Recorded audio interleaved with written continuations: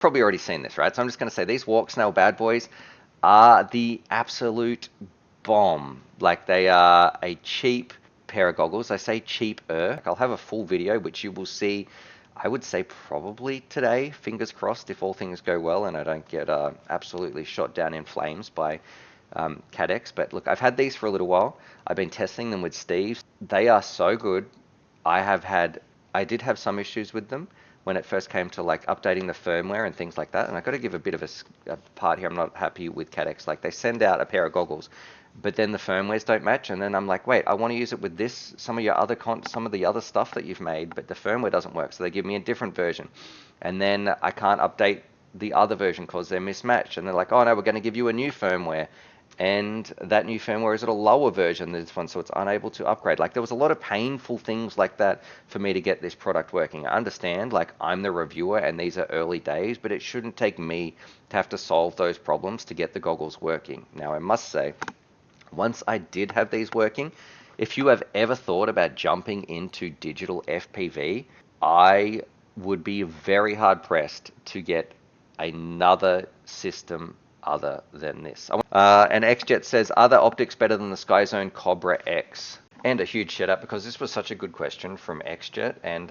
he's absolutely right. Like, the Cobra X, I've got them down below. Don't worry about the reception too much. Yes, that's a little bit sketchy. And we've got the Goggles L up the top on Walksnail Digital. This is all about what the actual screen looks like. So I took a GoPro, I recorded these, I stuffed it in as far as I could. So this is exactly what it would look like when it's streaming back to your eyeballs. So I don't know, you guys be the judge. This is the best way, without me actually sticking these goggles on your face, for you to be able to see what it looks like inside. So, now these goggles, right? This is, I'm getting a little bit sidetracked there. This is what I said to Steve. If, and I cannot stress this enough, if you were coming into the hobby, you were going to purchase something, and I said to Steve, you can have the best analog goggles in the world, or you can have these. Like, you can never upgrade to a better pair of digital goggles. You can never get, like, these are box style goggles. You know, of course, they're not going to be as nice as something like this. These goggles are right here are obviously better than these. But this being said, I would take this over any analog goggle on the market today. And if someone said, hey Stu, that's all you can ever fly, I'm sorry about that. The FPV gods have spoken. These Walksnail goggles, that's it. You're never going to get an upgrade. I would be okay with that. I would be at peace with that. I could accept that. If someone said, hey Stu, you can only fly analog forever, I would be a little bit dirty, because I know what digital is like, and I know some of these top-end systems, what they're like. However, this is enough for me. These, they're great. The screen is really bright. They've got like a bit of a mirror reflection in the top, or I guess where you're looking in here. And I thought the focal length would be a bit of an issue. They fit on my face quite nicely. They've got some great foam here.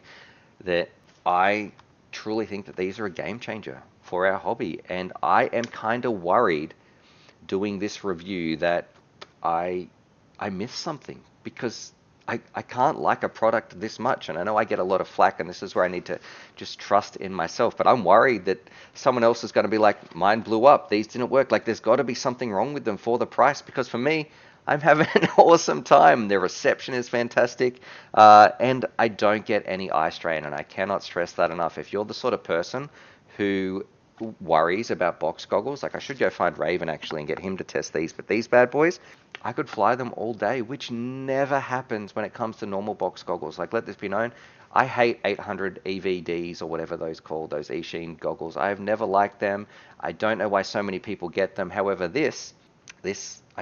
it was great. I could fly it all the time. I really liked it. I think they're some of the best goggles on the market, especially for the price. And the beauty is as well, if I was going to have these and I went out and purchased them, I don't feel like they're a waste for me, because then I can just keep these in my bag. Like, I take these. You're going to see this in the video.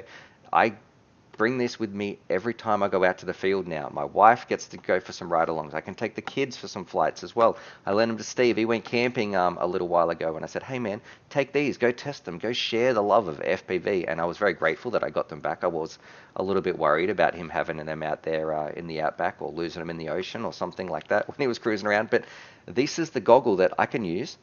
And then when I'm ready to upgrade, and if I want to increase like to a more expensive pair of goggles, I've got something like this. And I can't stress how important that is for me, for people to be able to buy gear that they don't have to replace again next year. Or if you buy analog, then you've got to get and you want to move to digital. It's like a whole different system. You've got to replace your VTXs and those sorts of things. So can they do analog too? So that's from Great Scott. No, they can't. So we don't have analog on these bad boys. I'll investigate if there's a way to sort of hack that in there. And that's one of the parts that I don't like about Caddx as well. They often say, hey, these features that are coming, like a way to integrate analog, or we're going to have some analog modules for these Goggles X.